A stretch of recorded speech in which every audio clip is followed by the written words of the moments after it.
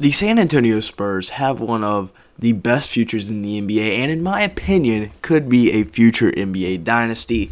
Now, you might be saying, what in the world are you talking about? They have like the worst roster in basketball right now. After trading away DeJounte Murray, they basically only have Keldon Johnson.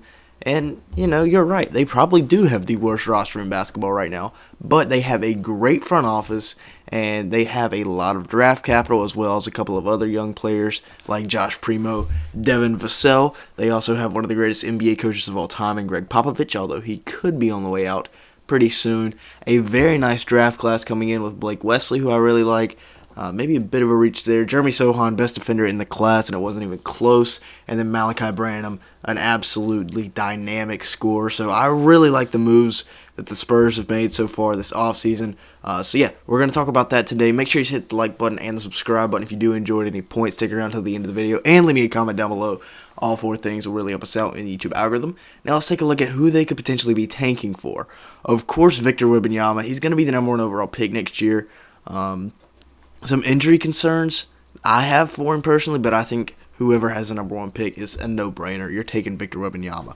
Whoever wins the lottery, that's who Victor Wembanyama is going to, and we're going to know that on draft night. Also got the Thompson twins and Scoot Henderson that you could also look into taking if you don't land the #1 pick and end up with a top 5 pick.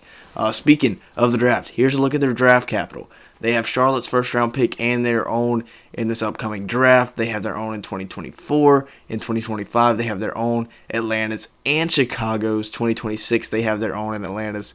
Same as in 2027. So a lot of future picks. If the Hawks ever implode or the Bulls, if their run is over by 2025, yeah, look out for the Spurs as a team that could continue to have great assets. Now, a guy that they're building around, like I said, Keldon Johnson, as a rookie, averaged 9.1 points, 3.4 rebounds in 17 games played.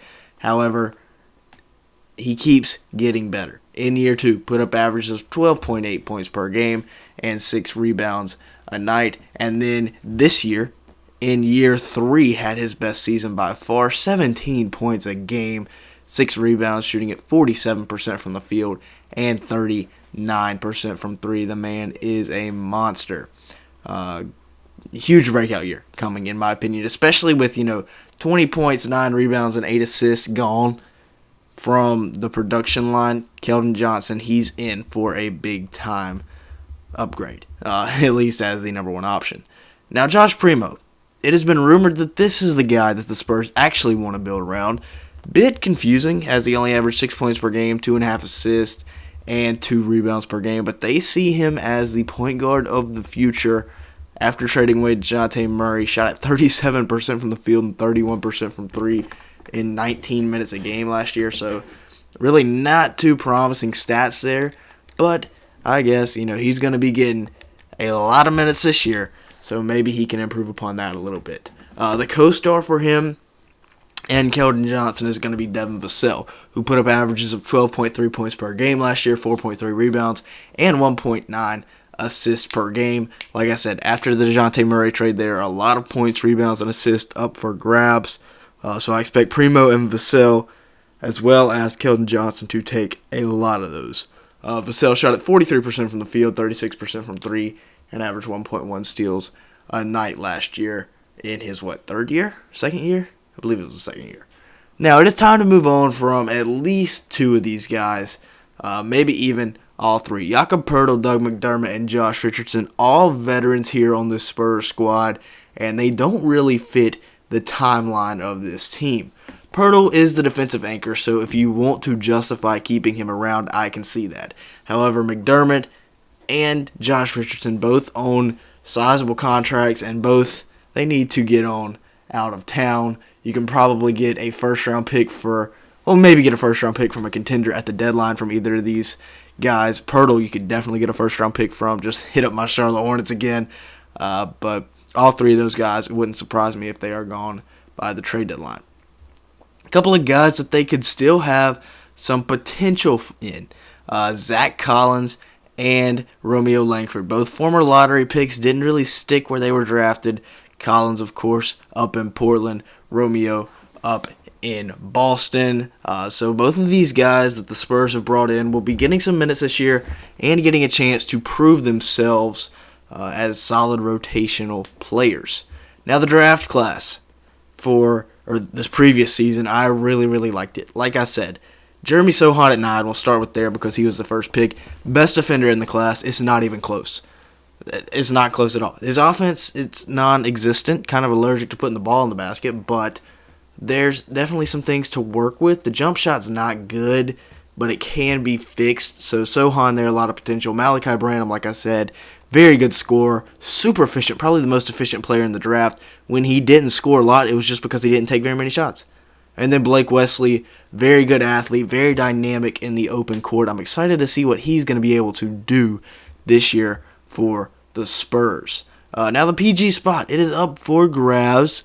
A battle right now between Josh Primo and Trey Jones. And do not sleep on Trey Jones. That's all I'm saying. Remember at Duke how good he was. His brother, who has virtually the same play style, Trey just might be a little bit more athletic, has really made it stick in the NBA, especially in Memphis, where he is, in my opinion, the best backup point guard in the NBA right now.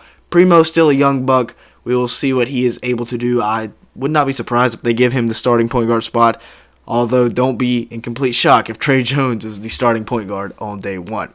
Taking a look at the lineups here for next year, in my opinion, it'll be Josh Primo, Keldon Johnson, Devin Vassell, Jeremy Sohan, and Jakob Poeltl. That's rough. A lot of young bucks there. Keldon going into his 4th season, Vassell going into his 3rd, Primo going into his 2nd, and of course Sohan, the rookie there, Jakob Poeltl, the lone vet in that lineup. Yeah, that's going to be rough for him. We will see how he likes that, but this is one of the worst starting lineups in the NBA right now. So much that needs to be proven, so much unproven youth in this lineup. It's looking a little rough for these guys. But, like I said, they're in the middle of a rebuild. Don't expect them to be contending right now. The bench, Trey Jones is really the only guy here that I expect to be a key contributor next year. Not, of course, I'm talking about the 2023-2024 season. 2022-2023, this is what the bench is going to be looking like. But, like I said, Richardson, McDermott, probably going to be traded by the deadline. Zach Collins, I don't really expect him to stick. And then Isaiah Roby was just the only other big man on the roster. So I had to throw him in there at the backup 5. Yeah, this Spurs squad is very, very weak right now. But hey, they're in the middle of a rebuild. Also expect them to get minutes for Malachi Branham and Blake Wesley once they trade away McDermott and Josh Richardson. Also Joe Wieskamp, very underrated sniper there from Iowa. Don't forget about him. He can really shoot the ball. But expect all of these guys to be getting minutes at some point this year. With that being said, that's going to be it for today's video. If you enjoyed this video at any point, please make sure to like button and the subscribe button. Thank you so much for making it to this point in the video. Leave me a comment down below. And with all that being said, thank you so much for watching today's video.